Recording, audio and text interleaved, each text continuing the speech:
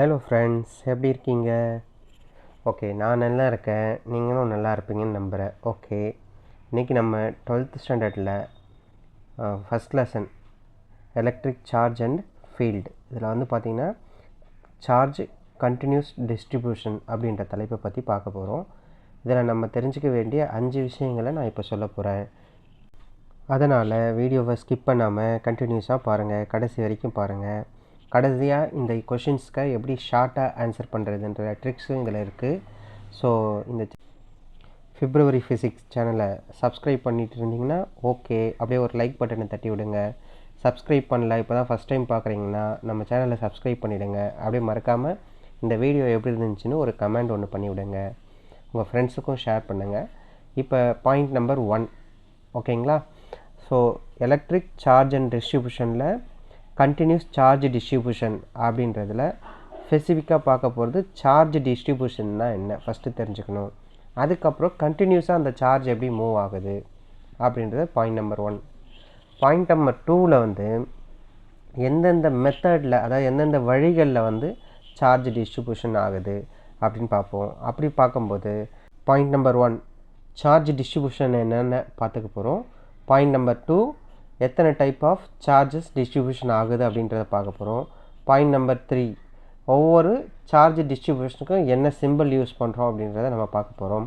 Point number 4 அப்போ linear சார்ஜுக்கான statement என்ன, surface சார்ஜுக்கான statement என்ன, வால்யூம் சார்ஜுக்கான ஸ்டேட்மெண்ட் என்ன அப்படின்றத பார்க்க போகிறோம்.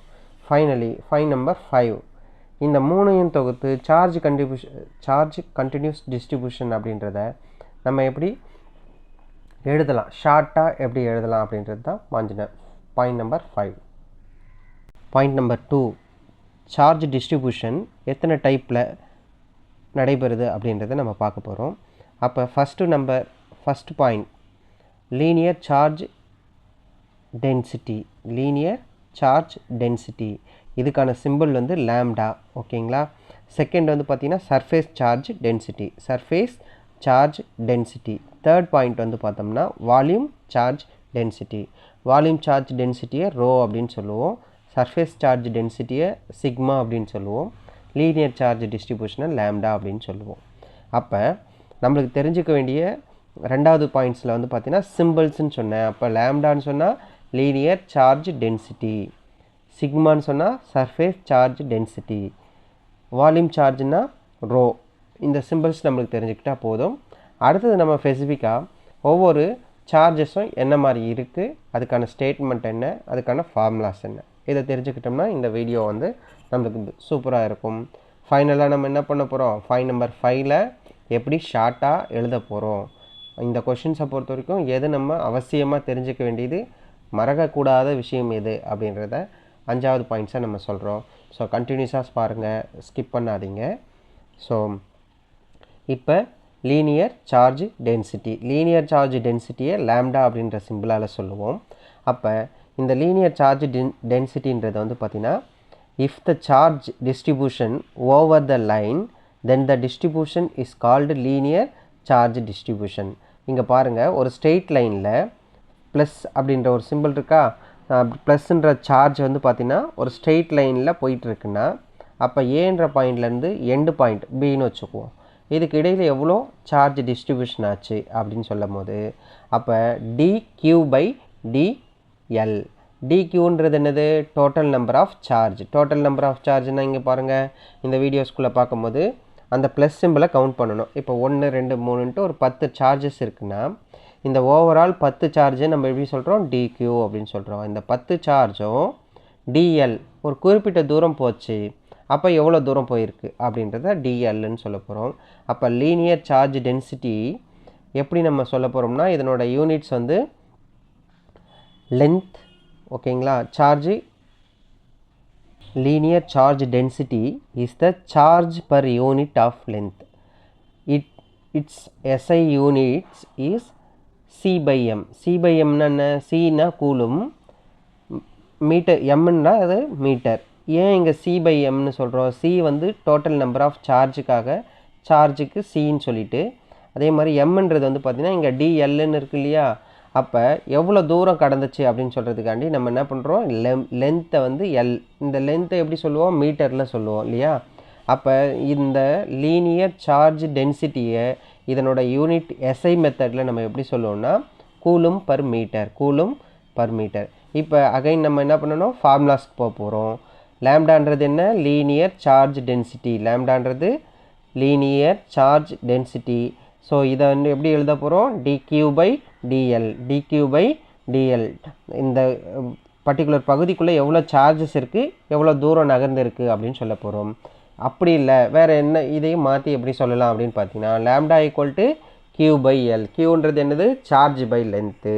அப்போ எவ்வளோ சார்ஜ் இருக்குது, எவ்வளோ தூரம் போச்சு, ஷார்ட்டாக நம்மளுக்கு சொல்கிறதுக்கு. அப்போ பாருங்கள் இங்கே dq/dl. இந்த dq/dlன்றது எதுக்காக நம்ம சொல்கிறோம், இந்த மேலே கொடுத்துருக்கிற இமேஜஸில் dq/dlன்றது ஒரு பர்டிகுலர் பகுதியில் லீனியராக இருக்கக்கூடிய பகுதியில் சார்ஜ் எப்படி டிஸ்ட்ரிபியூஷன் ஆகுது அப்படின்றத சொல்ல போகிறோம். அப்போ ஓவரால் dq/dl. இன்னொரு மெத்தடில் எப்படி எழுதலாம், லேம்டா ஈக்குவல் டு q/l. ஓகேங்களா, சரி ரைட். இதனுடைய எஸ்ஐ யூனிட் என்னது, coulomb per metre. Second point என்னது, surface charge density. Surface charge density இதை நம்ம என்னன்னு சொல்லுவோம், சிக்மா அப்படின்னு சொல்லுவோம். சிக்மான்றது என்னது, சர்ஃபேஸ் சார்ஜ் டென்சிட்டிக்கான சிம்பிள்ஸ். ஓகேவா. ஸோ இப்போ ஒரு சர்ஃபேஸ்க்குள்ளே சார்ஜ் என்ன மாதிரி மூவ் ஆகுது அதை எப்படி நம்ம சொல்லலாம், இல்லை ரைட் அப் கொடுக்கலாம் அப்படின்னு பார்த்தீங்கன்னா, if the charge distribution over the surface then the distribution is called surface charge density அல்லது சர்ஃபேஸ் சார்ஜ் டிஸ்ட்ரிபியூஷன்ஸ் அப்படி சொல்லுவோம். Okay right. அப்போ இங்கே பாருங்கள், surface charge density is the charge per unit area.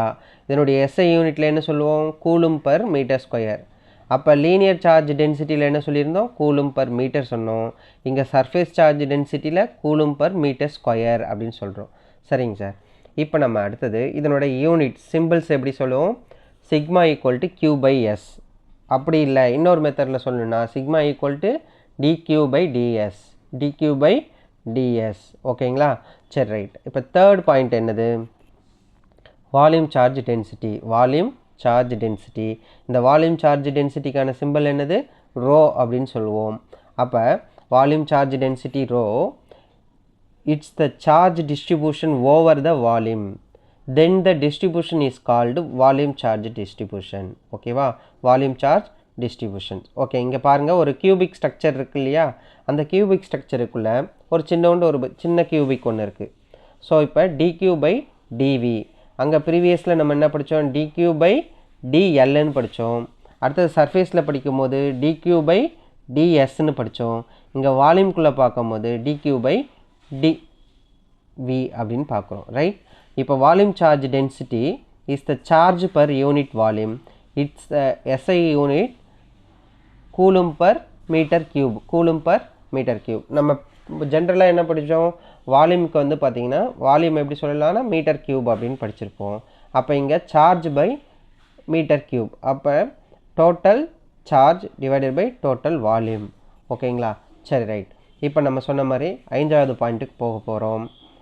எப்படி இதை எல்லாம் ஓவரால் தொகுத்து எழுதுறது எப்படி, ஷார்ட்டாக இந்த கொஷின்ஸை பொறுத்த வரைக்கும் நம்ம தெரிஞ்சிக்க வேண்டிய முக்கியமான விஷயம் எது அப்படின்னு பார்க்கும்போது, இந்த கண்டினியூஸ் சார்ஜ் டிஸ்ட்ரிபியூஷனை நம்ம ஓவரால் தொகுத்து எதை தெரிஞ்சிக்க வேணும், எதை இம்பார்ட்டண்ட்டாக தப்பு இல்லாமல் எழுதணும் அப்படின்னு பார்த்தோம்னா, லீனியர் சார்ஜ் டென்சிட்டியை லேம்டா dq/dl அப்படின்னு சொல்லலாம்.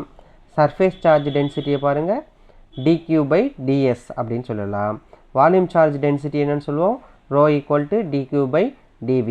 அப்போ இதில் ஒரே ஒரு விஷயந்தான் சேஞ்ச் ஆகிருக்கும். எல்லா இடத்துலையும் பாருங்கள் காமனாக dqன்றது இருக்குது. இந்த dqன்றது என்னது, டோட்டல் நம்பர் ஆஃப் சார்ஜ் அப்படின்னு சொல்லிக்கலாம். இந்த சார்ஜில் சேஞ்ச் ஆகிருக்கக்கூடிய விஷயம் மூணுத்துலேயும் பார்க்கும்போது லீனியர் சார்ஜ் டென்சிட்டியில் dl அப்படின்னு வந்திருக்கும். தட் மீன்ஸ் இந்த டிவைடட்ன்ற பொசிஷனில் பார்த்தீங்கன்னா எல்ன்னு இருக்கா. இங்கே பாருங்கள் சர்ஃபேஸ் சார்ஜ் டென்சிட்டியில் எஸ் அப்படின்னு இருக்குது, வால்யூம் சார்ஜ் டென்சிட்டியில் v இருக்குது.